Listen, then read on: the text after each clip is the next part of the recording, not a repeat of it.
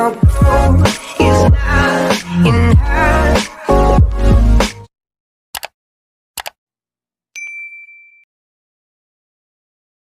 Assalamualaikum warahmatullahi wabarakatuh.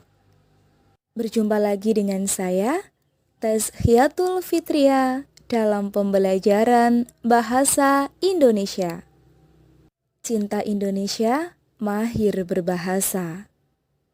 Pada video kali ini, kita akan belajar materi tentang kalimat simpleks dan kalimat kompleks, beserta contoh dan analisis strukturnya. Materi ini tergolong materi yang tidak mudah, namun harus kalian pahami. Sebab selain keluar di berbagai jenis teks, seperti teks eksposisi, teks laporan hasil observasi, dan teks ceramah, kalimat simpleks dan kompleks ini sering digunakan ketika tes SBMPTN atau yang sekarang dinamakan UTBK. Jadi, harus kalian pahami ya. Sebelum belajar tentang kalimat lebih jauh, kalian harus memahami terlebih dahulu apa saja unsur yang membentuk sebuah kalimat. Pertama, ada huruf, suku kata, frasa, dilanjutkan dengan klausa, lalu kalimat. Setelah terbentuk kalimat, bisa dijadikan sebuah paragraf, kemudian teks. Nah, mengapa harus diawali dengan huruf? Ya, karena huruf merupakan satuan terkecil berupa bentuk atau lambang dari suatu sistem tulisan. Huruf digunakan untuk membentuk kata sehingga memiliki arti dan dapat mewakili sesuatu yang ingin disampaikan. Di dalam bahasa Indonesia, huruf terdiri dari 26, yaitu A, B, C, D, E, F, G, H, I, J, K, L, M, N, O, P, H, R, S, T, U, V, W, X, Y, Z. Setelah kalian memahami satuan terkecil berupa bentuk atau lambang dari suatu sistem tulisan, kita lanjutkan pada suku kata. Suku kata merupakan gabungan dari huruf konsonan atau huruf vokal yang terucap saat sebuah kata diucapkan. Ada beberapa cara dalam pemenggalan suku kata. Pertama, jika di tengah kata terdapat huruf vokal yang berurutan, pemenggalannya dilakukan di antara kedua huruf vokal itu. Contoh, dalam kata buah, maka di antara huruf U dan A yang merupakan vokal harus dipenggal. Jadi, bu-ah. Begitu juga dengan ma-in, ni-at, sa-at, dan sebagainya. Kedua, huruf diftong tidak boleh dipenggal.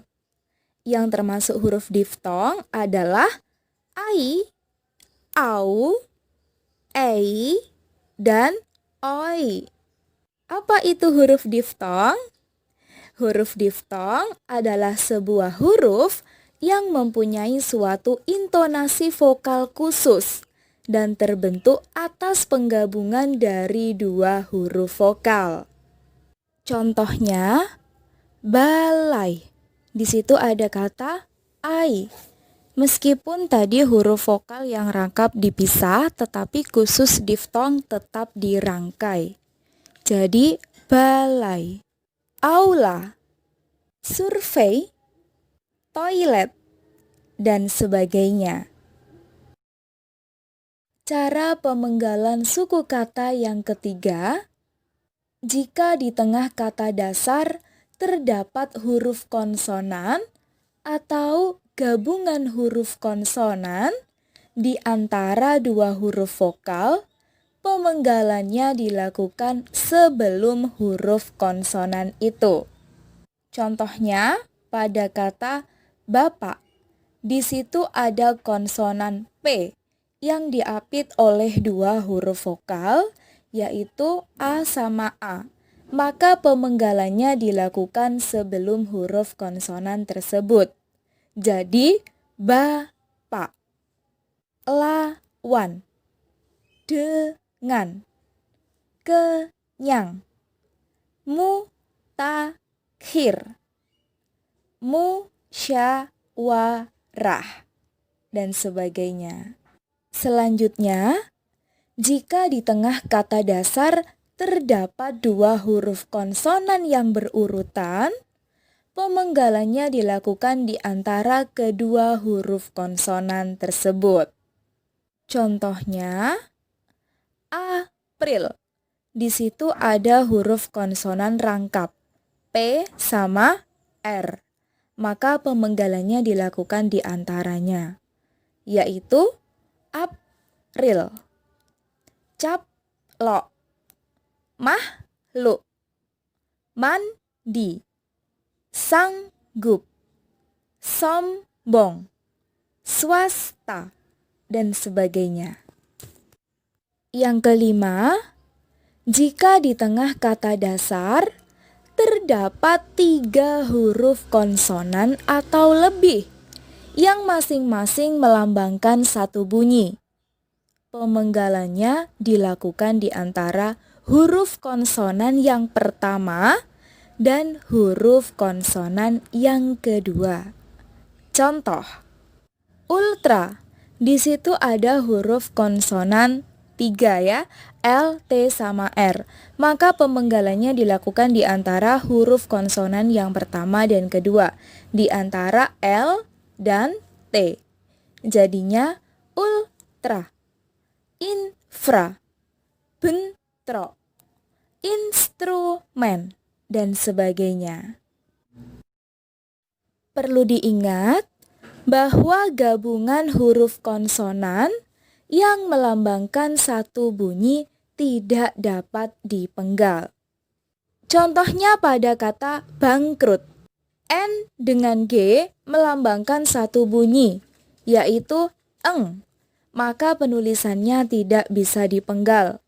Pemenggalannya dilakukan setelah huruf N dan G tersebut, menjadi bangkrut, bangsa, ikhlas, K dengan H juga tidak bisa dipenggal, kongres, makhluk, masyhur, sanggup, dan sebagainya. Setelah kalian memahami suku kata dan cara pemenggalannya, sekarang kita lanjutkan pada kata. Kata merupakan sebuah unsur bahasa yang susunannya terdiri dari kumpulan huruf atau unit yang memiliki sebuah arti atau makna sehingga dapat berfungsi untuk membentuk frasa, klausa, dan kalimat. Sebagai satuan gramatikal terkecil yang membentuk suatu kalimat, kata memiliki beberapa fungsi, yaitu ada fungsi subjek, predikat, objek, pelengkap, dan keterangan. Sebelum kita pelajari perbedaan subjek, predikat, objek, pelengkap, dan keterangan, sekarang kita pelajari dulu tentang frasa. Frasa adalah gabungan kata yang menduduki satu jabatan, bisa subjek, predikat, objek, pelengkap, ataupun keterangan. Yang namanya gabungan kata berarti minimal ada 2 ya, boleh lebih. Contoh frasa. Dalam sebuah kalimat, dia membeli sebotol susu. Di mana frasanya? Untuk mengetahui frasa dalam kalimat tersebut, kita harus menganalisis dulu pola kalimatnya. Dia, subjek, membeli, predikat, sebotol susu, objek. Dalam fungsi S, P, dan O, mana yang terdapat gabungan kata? Pasti yang objek ya, sebotol susu, karena ada 2 kata. Nah, sebotol susu itulah yang disebut frasa. Namun jika kalimatnya diperluas, seperti ini. Dia yang memakai baju berwarna merah itu sedang membeli sebotol susu almond di kantin. Kira-kira yang mana frasanya? Tetap harus kita analisis terlebih dahulu ya. Dia yang memakai baju berwarna merah itu menjadi subjek. Sedang membeli, predikat, sebotol susu almond, objek, di kantin, keterangan. Nah, semua unsur S, P, O, dan K itu terdiri dari 2 kata atau lebih. Maka semuanya bisa disebut frasa. Namun, jenis frasanya bermacam-macam. Kalau kalian ingin mempelajari jenis frasa lebih lanjut, silakan tulis di komentar, kakak akan membahas pada video yang selanjutnya.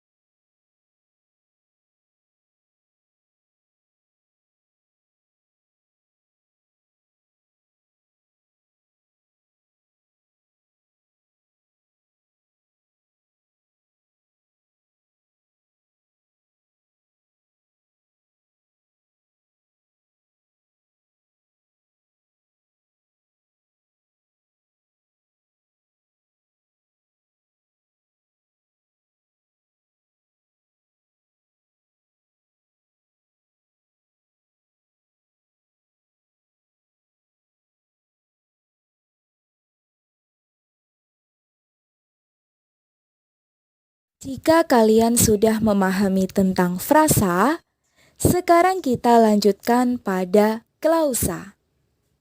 Klausa merupakan kelompok kata yang memiliki satu predikat dan tidak diakhiri dengan tanda baca, baik titik, tanda tanya, maupun tanda seru. Contoh klausa. Keadaan akan baik-baik saja.